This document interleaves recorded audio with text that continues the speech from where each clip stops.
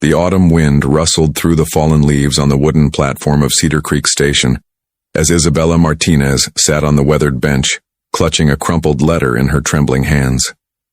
At 24, she had traveled from Philadelphia to this small frontier town in Colorado, her heart full of hope and her worldly possessions packed into a single worn satchel. But the letter she held contained news that shattered everything she had believed about her future. "Miss Martinez is not what we expected," the letter from her intended husband read. "She appears to be of Mexican heritage, which was not mentioned in our correspondence. The arrangement is therefore terminated. Transportation back to Philadelphia has been arranged for tomorrow's train." Isabella had spent her life savings on the journey west, answering an advertisement for a mail-order bride, placed by a rancher who claimed to want a loving wife and mother for his motherless children. Now she discovered that her heritage, something she had never thought to mention because it had never seemed relevant to her capacity for love, made her unacceptable to the man who had promised her a new life. As she sat in the golden afternoon light, fighting back tears and wondering how she would survive the return journey with no money and nowhere to go, Isabella became aware of a small presence beside her. A little girl, perhaps 5 years old, had approached the bench with the careful curiosity of a child who sensed sadness but did not understand its source. The child had blonde braids and wore a blue dress that looked handmade but well cared for. In her arms she clutched a brown teddy bear that had clearly been loved extensively, its fur worn smooth in places from countless hugs. "Are you waiting for the train too?" the little girl asked, settling onto the bench beside Isabella without invitation. Isabella wiped her eyes and managed a smile. "Yes, sweetheart, I am waiting for tomorrow's train. Are you traveling somewhere?" "No, I live here," the child replied matter-of-factly. "My papa is talking to the station master about supplies for our ranch. I am supposed to wait right here, but I saw you look sad, and Mama always said we should check on people who look sad." Something in the way she said "Mama always said" told Isabella that the little girl was speaking of someone who was no longer present. "What is your name, honey?" "I am Lucy Morrison." "This is my bear, Mr. Buttons. What is your name?" "I am Isabella." "It is very nice to meet you, Lucy."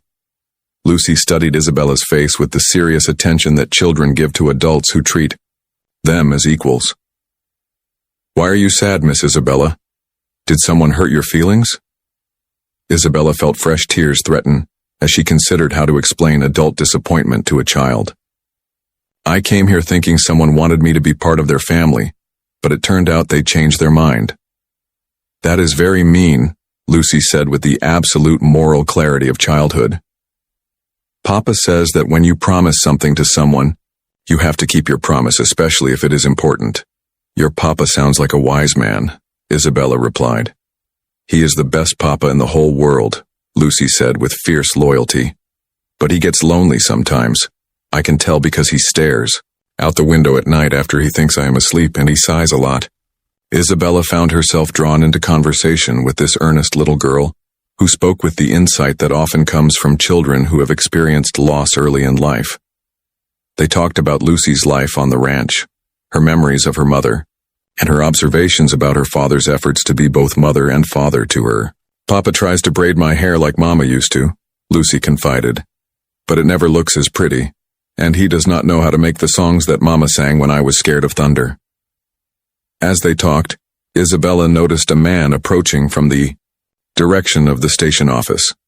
He was tall and lean, wearing work clothes and a cowboy hat, and moving with the purposeful stride of someone accustomed to responsibility.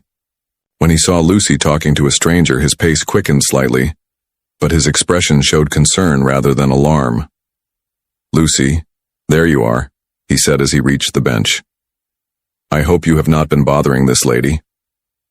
"She has not been bothering me at all," Isabella assured him, standing politely. "Lucy has been wonderful company. I am Isabella Martinez." The man removed his hat, revealing dark hair and eyes that held the same sadness Isabella had heard in Lucy's description of his lonely sighs. "I am Daniel Morrison, Lucy's father. Please excuse her chattiness. She does not often get the chance to talk with new people." "Papa," Lucy said, tugging on his coat, "Miss Isabella is sad because someone broke a promise to her. They said they wanted her to be part of their family, But then they changed their mind and were mean. Daniel looked at Isabella with increased attention, noting her simple dress, her single satchel, and the way she held herself with dignity despite obvious distress. "I am sorry to hear that, Miss Martinez. Are you stranded here?" Isabella felt heat rise in her cheeks as she admitted her circumstances. "I came here to marry a rancher who had advertised for a wife. When I arrived, he decided I was not suitable and has arranged for my return to Philadelphia tomorrow." Daniel's expression darkened. What kind of man invites a woman to travel across the country and then turns her away? That is unconscionable.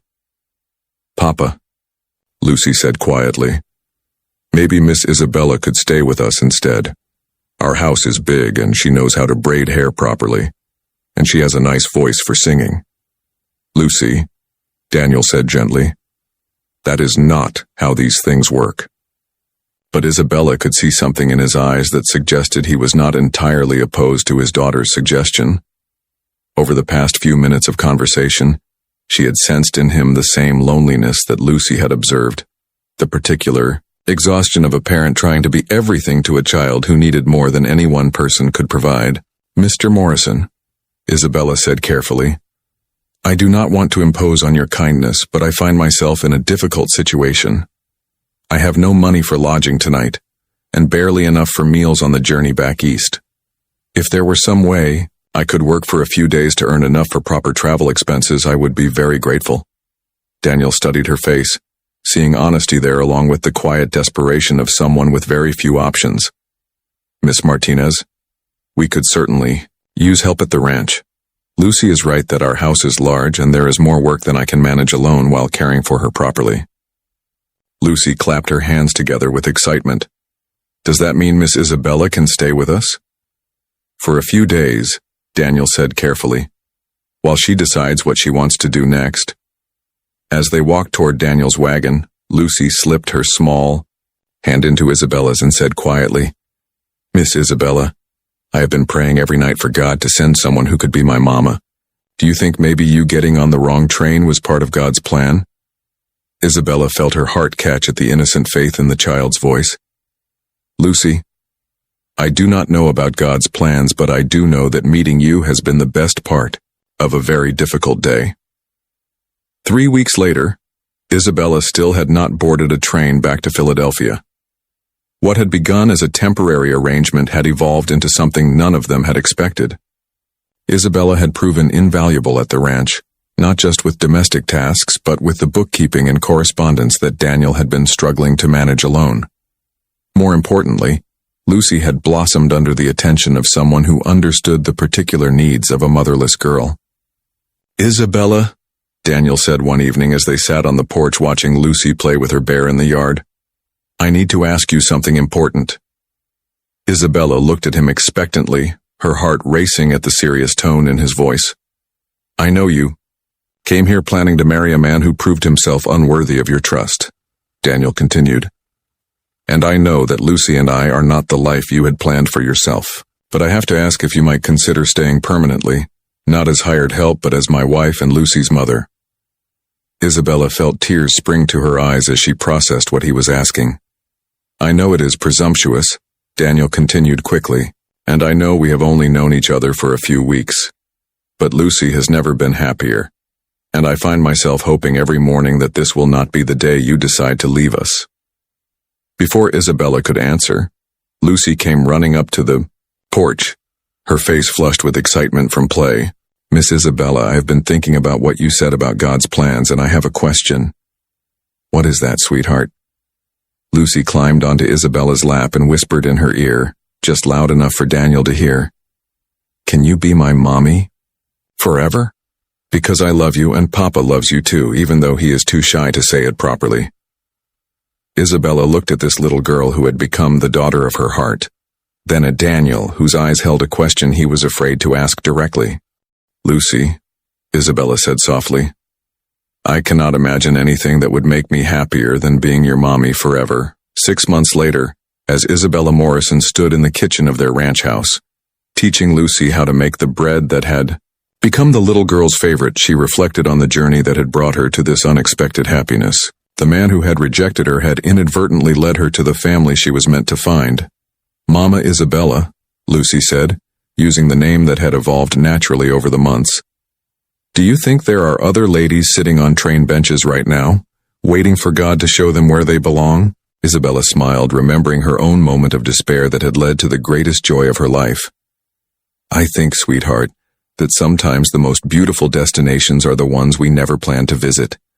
Sometimes love finds us not when we are looking for it, but when we have given up hope entirely. And sometimes the most precious families are formed not by blood or expectation, but by the simple recognition that we have found the people we were always meant to cherish.